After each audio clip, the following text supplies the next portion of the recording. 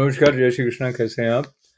17वां अध्याय तीसरे और चौथे श्लोक के साथ जुड़ने का विनम्र प्रयास।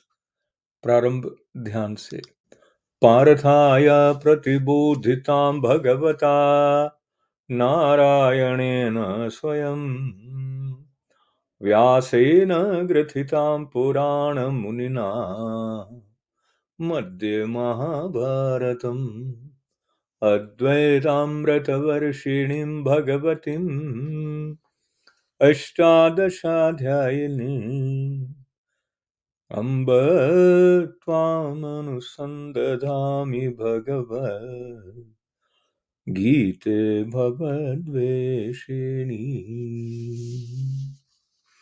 गीता माता की जय जयकार करते हुए प्रारंभ में ध्यान श्लोक का उच्चारण करते हुए मुझे ऐसे याद आया कि बहुत लंबे समय तक मैं आकाशवाणी जोधपुर के साथ कार्यरत रहा हूँ, और जो रेडियो के साथ हमारा पुराना संबंध होता था, जब आप रेडियो की फ्रीक्वेंसी चेंज करते थे और ऐसी स्थितियां भी रहती थी कि कोई पीछे से थपथपा के ट्रांजिस्टर ठीक ठीक चल पड़े, ऐसे प्रयास भी किए जाते थे। पर इस सब के बीच में मुख्य बात क्या है, जो ठीक फ्रीक्वेंसी पर जब रेडियो अपनी बात आप तक पहुंचाता था तो उसमें स्पष्टता रहती थी।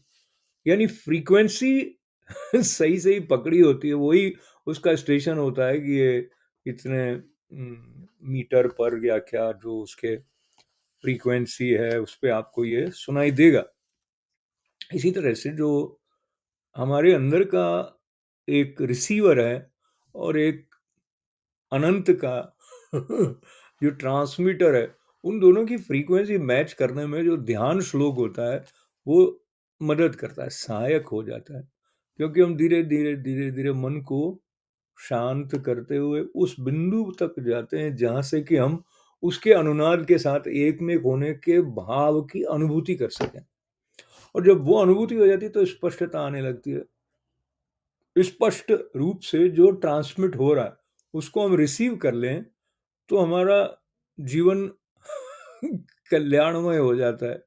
क्योंकि वो करुणामय है, वो अपार करुणामय है, वो सबका कल्याण चाहता ही चाहता है। ऐसी श्रद्धा ऋषि प्रदत्त भारतीय प्रज्ञा में अनुस्यूत यानी कि मिली हुई है, घुली मिली है। तो उस श्रद्धा के बारे में बात जो तीसरे और चौथे श्लोक में भगवान जिस तरह से बता रहे हैं उसकी तरफ बढ़ते हैं प्रेम से।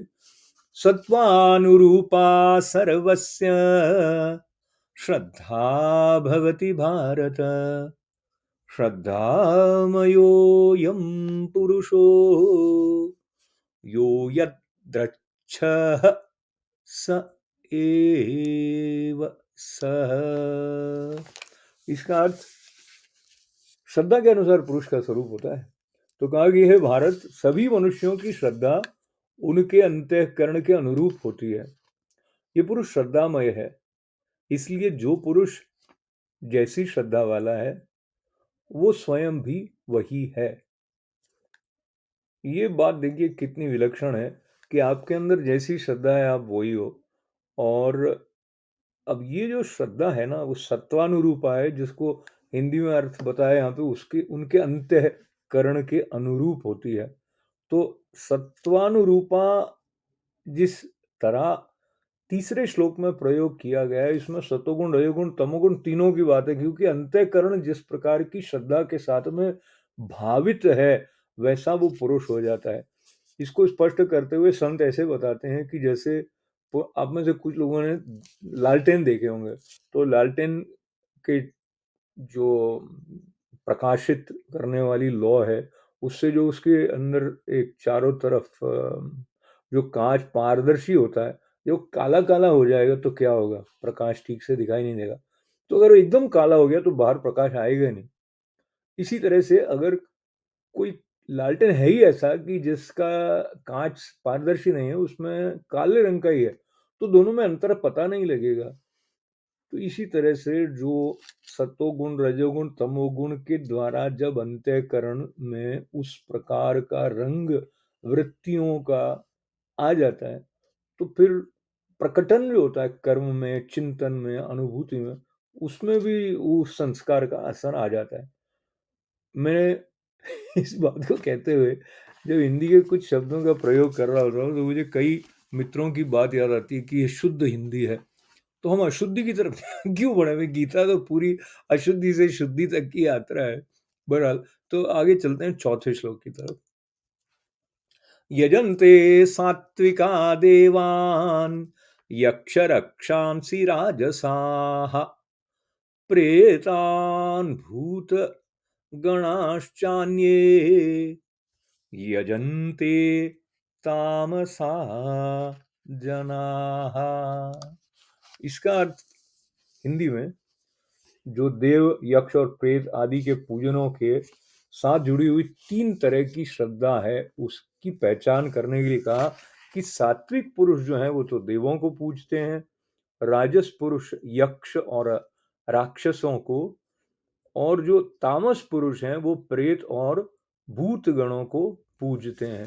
ये कि दूसरी पंक्ति में ये संदर्भ आए हैं, प्रेतान भूत गणाशान ये यजन्ते तामसा, और पहली पंक्ति में आ गया यजन्ते सात्विका देवान। सात्विका देवान मतलब सात्विक स्वभाव वाले तो देवों की पूजा करते हैं। यक्ष रक्षांसि राजसाः, तो जो राजस हैं वो राक्षसों की पूजा करते हैं। अब ये देवों की पूजा करने, राक्षसों की पूजा करने और प्रेत आदि की पूजा करने वाली जो श्रद्धा है, उससे जिस तरह का प्रभाव पड़ता है, उसमें हम सतोगुण की बात अगर करें तो देव का पूजन करने का मतलब हुआ कि उनको पूजते हैं जो स्वप्रकाशित हैं। तो जो स्वप्रकाशित है इसका मतलब है कि वो साक्षात जो साक्षी चैतन्य है उसकी ओर ध्यान, सत्व गुण जिनका अधिक है उनका जाता है। और जो मलिन वृत्ति वाले लेकिन शक्तिशाली, उनकी आराधना करके भी कुछ काम सध तो जाते हैं। तो जिसको सिर्फ काम साधने से मतलब है, जिसको अपने सत्य स्वरूप की तरफ ध्यान देने को वो अव्यावहारिक इम्प्रैक्टिकल मान लेते हैं, आज के संदर्भ से बात करें तो वो उनकी पूजा करते हैं और वो तात्कालिक जो सांसारिक सफलता है उसको पाते भी हैं। और इसी प्रकार से जो और भी प्रेत, भूत प्रेत जो शब्द है ना, इसको लेके मैं एक दूसरी गली में आपके साथ चलता हूँ। तीन काल हम जानते हैं, भूतकाल तो पास्ट, और वर्तमान प्रेजेंट, और भविष्य जो है वो फ्यूचर हो गया। तो जो भूत प्रेत की संदर्भ से ऐसा बात आ जाती है कि वैसे जो बीत गया है वो भूत हो गया ना, तो जिसका मन बीते हुए के साथ बंधा रह जाता है तो उसकी गति में बाधा आ जाएगी, है ना। आंखें कहते हैं कि आगे की तरफ देखने के लिए दी है, और अगर हम पीछे देखते रहेंगे तो आगे बढ़ने में बाधा उत्पन्न हो जाएगी। तो इसी प्रकार से जो तमोगुण के प्रभाव में रहकर भूत प्रेत का ध्यान करते हैं, वो अपनी गति को बाधित कर देते हैं।